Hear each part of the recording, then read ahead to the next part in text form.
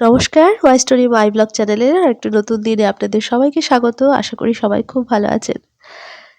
আমি এখনো মোটামুটি ভালোই আছি। আগের থেকে একটু সুস্থ আছি। তবুও এখনো নাকটা একটু বন্ধ, বন্ধ হয়ে আসছে। সর্দিটা সম্পূর্ণভাবে সারতে আমার অনেকটা সময় লাগে। তবুও নিজের শরীর খারাপকে অগ্রাহ্য করে আর এরকম ঠান্ডা কনকনে ঠান্ডা ওয়েদারকে অগ্রাহ্য করেও কাজকর্ম তো করে যেতেই হবে সংসারের। তবে হ্যাঁ, এই কয়েকদিন হাসব্যান্ড খুব সাহায্য করেছে।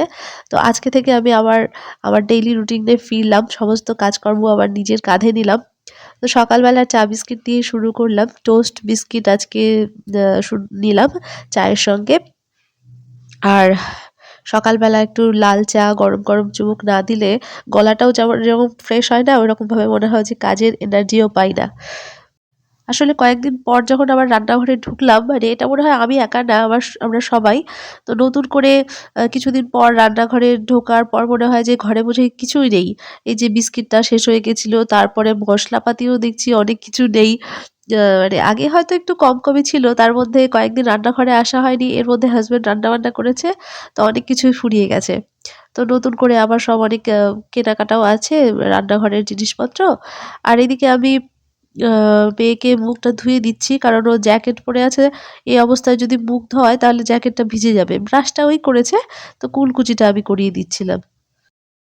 এদিকে আবার আজকে ২ রকম মাছ এনেছে, পাবদা মাছ আর এই রুই মাছ। তো এই মাছগুলো এখন আমি রান্না করে নেব। তো সেই সঙ্গে সবজিটা আগে কেটে নিই। তো এখানে আজকে অনেক রকম সবজিও বাজার থেকে এনেছে। তো ফ্রিজে সেরকম কিছু ছিল না। তো হাসব্যান্ড এটা ওটা টুকটাক রান্নাবান্না করছিল। তো আজকে আবার অনেক কিছু একটু সুস্থ হয়েছি না? তো আবার নতুন করে সংসার শুরু করেছে আরকি। তো একদম বাজারপত্র ২ রকমের মাছ দেখলেনই তো। তো একদিকে রান্না-বান্না করতে হবে আর এদিকে মেয়ের স্কুলের টিফিনও জোগাড় করতে হবে এই একই টাইমের মধ্যে। তো সকালবেলাটা আমি খুব ব্যস্ততার মধ্যে থাকি। এখানে একটি নতুন ধরনের আমি স্ন্যাকস তৈরি করব। তো ভাবলাম আপনাদের সঙ্গে একটু শেয়ার করি। সুজি নিয়েছি ফার্স্ট এ। আর সুজির মধ্যে আমি ২ চামচ বেসন নিয়ে নিলাম। তো এটা ভালো করে মিক্সড করব। তো এর মধ্যে দেখুন আবার একটু গোলমরিচ নিলাম, ১/২ চামচের একটু কম। ঝালটা হিসেব মতন, যেহেতু বাচ্চা খাবে। তো জানি না ও খাবে কিনা। আমি চেষ্টা করি সৃষ্টিকে বিভিন্ন রকম স্ন্যাকস, তারপরে একটু অন্যরকম টিফিন বানিয়ে দেওয়ার জন্য। কিন্তু ওই ফিরিয়ে, ফিরিয়ে নিয়ে আসে, খেতে চায় না। অন্যান্য বাচ্চা হলে না এগুলো জিনিস দেওয়ার সঙ্গে, সঙ্গে খেয়ে নেয়। আমি দেখেছি ও একটা চকলেট, ক্যাডবেরি চকলেট হাতে দিলেও না অনেক সময় লাগে। তো এখানে আবার একটু লবণ দিয়ে দিলাম। তো পেস্টটা দেখুন একটু পাতলাই করতে হবে। আর এটা আমি কিছুক্ষণ ভিজিয়ে রাখলাম। যেহেতু সুজি আছে, তো সুজিটা একটু ফুলে যাক। আর এখানে পেঁয়াজ কুচি করে নিয়েছি। তো এই পেঁয়াজ কুচিটা এই বেসন আর সুজির পেস্টটার মধ্যে মিশিয়ে দেবো ভালো করে। এই এরকম স্ন্যাকস এর জিনিস, বিশেষ করে সুজি জাতীয় জিনিস যদি আপনি আ এরকম বাচ্চাদের টিফিনে দেন, কিন্তু খুব মজার খেতে। মানে বেশ মুচমুচে একটা ভাব থাকে। এখানে আমি ২ রকম মসলা নিয়ে নিয়েছি। আমার ধনের গুঁড়ো আর জিরের গুঁড়ো, এগুলো সবই ভাজা ছিল। এবার আমি এই যে একটা কড়াইয়ের মধ্যে এটা দিয়ে নিলাম, একটু বাটিতে জল দিয়ে ভালো করে যাতে নষ্ট না হয়, যেটুকু অবশিষ্ট ছিল সব একসঙ্গে দিয়ে এটাকে শুকিয়ে নেব। একটু গরম করতে, করতে হালকা তা দিয়ে, দিয়ে আ জিনিসটা কষানোও হবে, ভাজা, ভাজাও হবে। মানে তেল ছাড়াই কড়াইতে গরম করে শুকিয়ে নেব। একটা ঘন পেস্ট বানিয়ে নেব আঠা, আঠা মতন। এখানে দেখুন কড়াইয়ের মধ্যে বোঝাই যাচ্ছে যে অনেকটাই শুকিয়ে গেছে। এতে করে ওই কাঁচা ভাবটা থাকে না। আর এটা এখন আমি করব একটা প্লেটের মধ্যে, এই যে প্লেটের মধ্যে একটু সর্ষের তেল নিয়ে নিলাম। এই প্লেটটার মধ্যে নামাবো। আর সর্ষের তেল দিয়ে প্লেটটা আগে মেখে নিলে যখন আমি আবার ওঠাবো তখন সহজেই উঠে যাবে। তাই তেলটা আপনারা কিন্তু অবশ্যই একটা পাত্রে, যে পাত্রে ঢালবেন সেটাতে তেল দিয়ে নেবেন। তো এটাকে আমি একটা এরকমভাবে একটু শেপ দেওয়ার চেষ্টা করছি। এরকম স্ন্যাকস আপনারা অনেকেই হয়তো বানিয়েছেন। তো আমি ভাবলাম যে আমি আজকে মেয়েকে টিফিনে দিই। আমি এগুলো মাঝে, মাঝে বানাই। তো আমার নিজেরই খেতে ভালো লাগে। তো আ মেয়েকে দিয়েছিলাম। তো ও একটু আধটু খেয়েছে আর ওই তো ফিরিয়ে নিয়ে চলে এসছে। তো অন্যান্য বাচ্চারা না খুব সহজে খেয়ে নেয়। আমার মেয়ে ক্যাডবেরি চকোলেট খেতেও প্রচুর সময় লাগে। অন্যান্য বাচ্চাদের দেখি গপাগপ খেয়ে নেয়। একটা বিস্কিট খেতে সকালবেলায় ঘুম থেকে উঠে একটা বিস্কিট খেতে আমার মেয়ের ০.৫ ঘন্টা সময় লাগে। তাহলে স্কুলে যে টিফিনগুলো দিব, ও বলে যে সবাই টিফিন খাওয়া হয়ে যায়, খেলতে শুরু করে। আমি খেলতেই পাই না। তো আমি বললাম যে, "তুমি খেলতে পাবে কেমন করে? তোমার খেতেই যদি এত সময় লাগে, তাহলে তো স্বাভাবিক এটা।" তো আরেকটু চটপট করে খেতে হবে। একে তো খেতে খুব স্লো, আর এই সমস্ত জিনিস যে ও কবে একটু খাওয়া শিখবে তবে আমি একটু শান্তি পাবো। তো এখানে দেখুন আমি আবার সর্ষের তেল দিয়ে দিলাম। এগুলো এখন আমি ভেজে নেব। আর দেখলেনই তো কেমন করে স্লাইস করে কেটে নিয়েছি। তো এগুলো আমি ওই যে সর্ষের তেলের আ রেখেছিলাম, মানে সর্ষের তেল মাখিয়ে রেখেছিলাম প্লেটটায়, তাই সহজেই উঠে যাচ্ছে। এই দেখুন এরকম একটা শেপ দিয়ে নিতে হবে। একদম খুব পাতলাও না আর খুব মোটাও না। তারপরে খুব হালকা আঁচে কড়াইয়ের মধ্যে সবগুলো দিয়ে নেব আর আস্তে, আস্তে ভাজতে থাকবো। এই সমস্ত টিফিন করতে না অনেক সময় লাগে। বাচ্চাদের টিফিন করতে।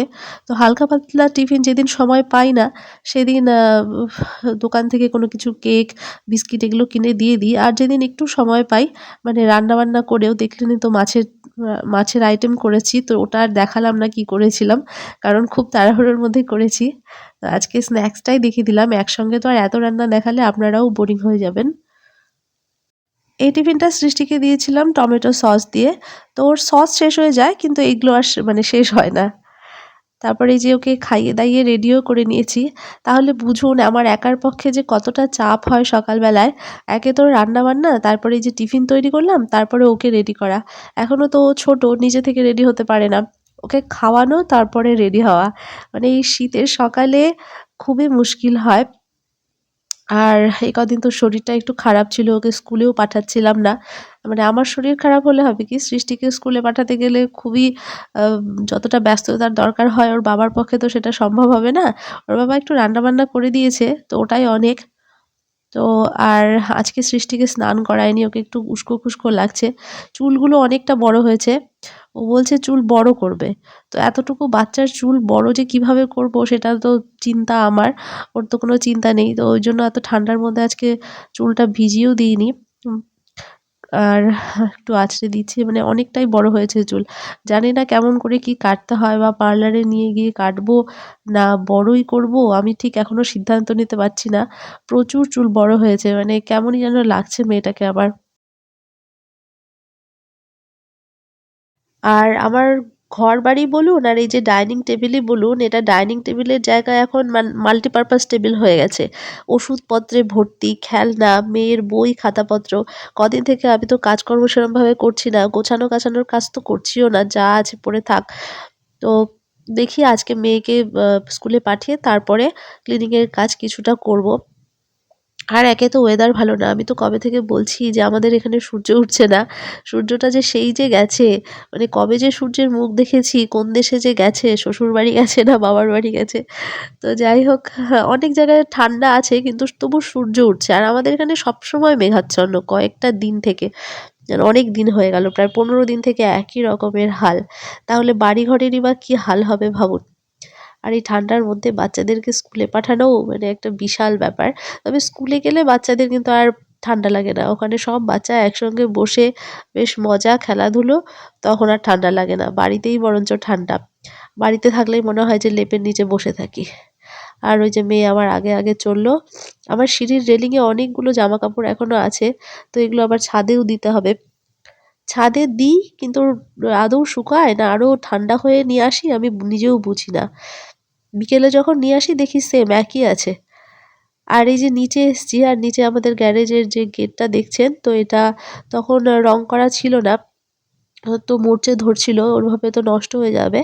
তো ওইজন্য কয়েকদিন ৫ দিন ধরে মিস্ত্রিরা এসে তো এগুলো রং করে দিয়ে গেছে। আর কিছু, কিছু গ্রিল এক্সট্রাও আছে, জানলার গ্রিল রাখা আছে। তো সেগুলোও আ বার্নিশ করে তারপরে বার্নিশ না কি বলে? যাই হোক ওটা করে তারপরে রং করে দিয়ে গেছে। আর এই যে বাড়ির সামনেটা এখনো এরকমটাই আছে যেরকমটা আপনারা বরাবর দেখেন। তো এই যে মেয়েকে এখন স্কুলের জন্য টোটো আসবে, তো ওইজন্য একটু দাঁড়িয়ে আছি রাস্তার সামনে। আর রাস্তার সামনে এসে আরো হাওয়া লাগছে। এই দেখুন ঠান্ডাতে কি অবস্থা হয়েছে। ঠান্ডাতে আমার হাসব্যান্ড এখানে কালকে রাতে তবলা বাজিয়েছিল। তো সকালবেলায় উঠে দেখছে ফেটে গেছে। তো ঠান্ডাতে তবলাও ফেটে যাচ্ছে। তাহলে ভাবুন কি পরিমাণ আমাদের এখানকার ওয়েদার চলছে। ভিডিওতে বললাম না যে মেয়ে চলে গেলে তারপরে ক্লিনিংয়ের কাজ করব। কিন্তু আমি ক্লিনিংয়ের কাজ করিনি দুপুর বেলাটায়। কারণ একে তো সূর্য উঠছে না, মানে এত বাজে ওয়েদার, কোনো কাজের এনার্জিই পাচ্ছি না। তো এখন শেষমেশ যখন আমি এই যে একটু কাপড়-চোপড় ভাঁজ করেছি বা গোছাবো, সেটা হচ্ছে একদম রাত্রে বেলায়। একটু সূর্যের আলো যদি না ওঠে তাহলে কি এনার্জি পাওয়া যায় আপনারাই বলুন? সবসময় যদি একটা মেঘাচ্ছন্ন, মেঘাচ্ছন্ন ওয়েদার থাকে আর আমাদের নাকেও যদি এরকম ঘ্যার, ঘ্যার অবস্থা থাকে তাহলে কিভাবে কাজের এনার্জি পাই? তো তবুও এখন রাত্রেবেলায় মনে হচ্ছে যে না, এটা সোফায় বসার আর জায়গা নেই। এটা জামাকাপড় রাখারই একটা জায়গা হয়ে গেছে। এটা সোফা বলে চেনাই যাচ্ছে না। তো ভাবলাম একটু যাতে সোফা চেনা যায় সেই ব্যবস্থা করি। তো এখানে হাসব্যান্ডের ২ টো জ্যাকেট বাইরে। তাই আমি বকবক করছিলাম। ও পাশের ঘরে ছিল। আর আমি গুছাচ্ছিলাম আর বকবক, বকবক করছিলাম যে আমি কি করে সমস্ত কিছু গোছাবো? তোমরা নিজেদের জিনিসপত্র নিজেরাই গুছিয়ে রাখো না। ২ টো জ্যাকেট একসঙ্গে বাইরে, শীতের জামাকাপড় আর যেগুলো ভেজা, ভেজা ছিল ওগুলো আজকে আমি সব ভাঁজ করেছি অনেকগুলো একসঙ্গে। আর মেয়েও যেরকম, মেয়ের বাবা তো সেম একই। মানে মেয়ের বাবা যেমন জামাকাপড় গোছায় না, সেরকম মেয়ে নিজের বইপত্র গোছায় না। ওকে কতবার বলেছি যে পড়া হয়ে গেলে বইপত্রগুলো একটু গুছিয়ে রাখবে। তো কে কার কথা শোনে? তো আমাকেই সমস্ত কিছু এই যে গোছাগুছিগুলো করতে হয়। আর কয়দিন থেকে আমি করিনি, তো বাড়িঘর একদম জঙ্গল হয়ে আছে। এটা সৃষ্টির স্কুলের জন্য আবার নতুন ব্যাগ নিয়ে এসছে ওর বাবা। তো আগের যে ব্যাগটা ছিল পিঙ্ক কালারের, তো ওটা একটা চেন কেটে গেছে। চেনটা ঠিক করলেই হয়ে যেত। তো নতুন ক্লাস যেহেতু ওইজন্য নতুন ক্লাসে আবার নতুন ব্যাগ এনে দিল। তো ওটার ট্যাগটা কাটাও হয়নি। একটা ট্যাগ এখনো রয়ে গেছে। ওটা পরে কেটে দিতে হবে। তো বইপত্রগুলো আমি এক জায়গায় গুছিয়ে রাখি। আর সবথেকে বড় কথা, ওর পেন্সিল, রাবার কখনোই আমি খুঁজে পাই না। মানে ওকে যখন পড়াতে বসাবো তখন খুঁজতে হয় পেন্সিল কোথায় গেল, ইরেজার কোথায় গেল, শার্পনার কোথায় গেল। এতগুলো পেন্সিল বক্স অথবা রাখার স্ট্যান্ড আমি বানিয়ে দিয়েছি। কিন্তু জায়গা মতন একটা জিনিসও পাওয়া যায় না। তো এই সমস্ত করতে, করতে আমার দিন যায়। সংসারের কাজ আর কি করব? এই মেয়ের জিনিসপত্র গোছাও, মেয়ের বাবার জামাকাপড় গোছাও। মাঝে, মাঝে ওর বাবার জামাকাপড় আমি গুছাই না। খুলে রেখে দেয়, আবার শীতের সময় তো আবার একটু পরেই পরে। আর জ্যাকেট-ট্যাকেট ওগুলো না, ওগুলো ভাঁজ করে রাখা সম্ভব না। ওই থাকলো এক জায়গায় থাকুক। শীতটা না পেরোনো পর্যন্ত এই জামাকাপড় নিয়ে এরকম অবস্থা শুধু বোধহয় আমার একার না, সব পরিবারেরই একই হাল। কিন্তু অনেকেই দেখি খুব সুন্দর বাড়িঘর গুছিয়ে রাখেন। তো আমি ভেবে পাই না তারা এত জামাকাপড় রাখে কোথায়? হয়তো ওয়ারড্রোব আছে অনেক, ওইজন্য ওয়ারড্রোবে রাখতে পারে। তো আমি তো রাখার জায়গাই পাই না। কিন্তু আমার খুব বেশি নিজস্ব জামাকাপড় নেই। সব এদের দুজনের জামাকাপড়েই জায়গা হয় না। আর আমি আবার কি বাড়তি জামাকাপড় কিনবো? তো সোফাটার এই কভারটা, কভার না সরি, এই টাওয়েলটা আমি যেটা পেতে রাখি, তো সেটা ধুয়ে দিয়েছিলাম। মোটামুটি ৪-৫ দিন লেগেছে শুকোতে। তবুও রোদে শুকোলে কেমন একটা সুন্দর কটমটে থাকে না ভাব? তো ওইরকম না। হাত দিয়ে মনে হচ্ছে ভেজা, ভেজাই আছে। কিন্তু ভেজা না, ওটা ঠান্ডার জন্য। তো আজকে শেষমেশ পেতে দিলাম। যে ওরকম যে রোদ হচ্ছে ওই রোদে তো শুকোচ্ছে না, উল্টে আরো কুয়াশায় ভিজে থাকছে। তো যে চাদরটা ছিল ওটা আবার একটু পিছন দিকে দিয়ে রাখলাম। এগুলো থাকবে না। এগুলো বাচ্চা-কাচ্চা যখন সোফার উপরে উঠে লাফায়, তখন আর এগুলো জিনিস কি ঠিক থাকে? আর এই যে ঘরের কোণায়, কোণায় প্লাস্টিক ক্যারি ব্যাগ।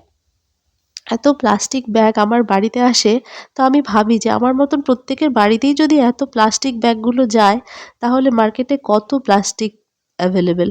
আর এই যে এই ধরনের পাতলা যে চিকচিকিগুলো, এগুলো আমাদের এখানে ব্যান হয়ে গেছে। তো ব্যান হয়ে যাওয়ার পরও কি করে বাড়িতে আসছে আমি সেটাই বুঝে পাই না। যদি সত্যি, সত্যি ব্যান হয়েই যায়, তাহলে নতুন ক্যারি ব্যাগগুলো বাড়িতে আসছে কি করে? তো যাই হোক, আমি মোটামুটি একটু গুছিয়ে নেওয়ার চেষ্টা করছি। আর এই যে আ ডাইনিং টেবিলটা সকালবেলা যেরকম দেখেছিলেন মেয়ে স্কুল যাওয়ার সময়, এখন রাত্রেবেলা সেম একই ঐরকম ভাবেই পড়ে আছে। কারণ ওষুধপত্রে ভর্তি। মেয়ের ওষুধ, সর্দি, জ্বরের, আমার কফ সিরাপ, ট্যাবলেট এগুলো আছে। তো এগুলো এখনো জায়গা মতন রেখে দিই আবার। আসলে সময় মতন খাওয়াতে হয় তো, দিনে ৩ বার করে যদি খাওয়াই, তো ওইজন্য ডাইনিং টেবিলের উপরেই আছে।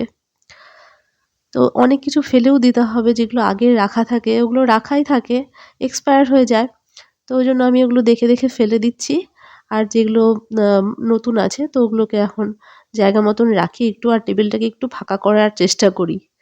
আমরা না সবাই কিন্তু সুন্দর সাজানো গোছানো ঘর দেখতে পছন্দ করি আর সুন্দর করে রাখতেও পছন্দ করি। সে বাড়িঘর যেরকমই হোক না কেন, কিন্তু তাতে জিনিসপত্র যাতে বেশ গোছানো গাছানো থাকে তাহলে দেখতে ভালো লাগে। কিন্তু সেই গুছিয়ে গাছিয়ে রাখার পেছনে পরিশ্রমটা যে কতটা করতে হয় সেটা ২-১ দিন যদি গ্যাপ পড়ে যায় তখন বোঝা যায় আসল ব্যাপারটা। আমি যেটা করতাম মানে যখন শরীরটা ভালো থাকতো এবং আমি আবারও করব, তখন হচ্ছে প্রতিদিনই একটা না একটা ক্লিনিং এর কাজ করতাম। তখন বেশ বাড়িঘর পরিষ্কার পরিচ্ছন্ন থাকতো। কিন্তু এখন এই যে কয়েকদিন থেকে অসুস্থ হওয়ার ফলে এত আমি মানে গা ঢেলে দিয়েছি বলব না। মানে অসুস্থতা থাকলে কি হয়? একার পক্ষে এগুলো কাজ আর করে করা সম্ভবই না, তাই না? তো আর এখানে দেখুন এই যে টেবিলের উপরে কেচি, মোটরসাইকেলের চাবি, গ্লাস, জলের বোতল এগুলো না হয় স্বাভাবিক ব্যাপার। কিন্তু এই যে রং, কালার আর বাইকের চাবি পর্যন্ত এখন টেবিলের উপরে। তাহলে সবাই আমার বাড়িঘর কত সুন্দর গুছিয়ে রাখে ভাবতেই পারছেন।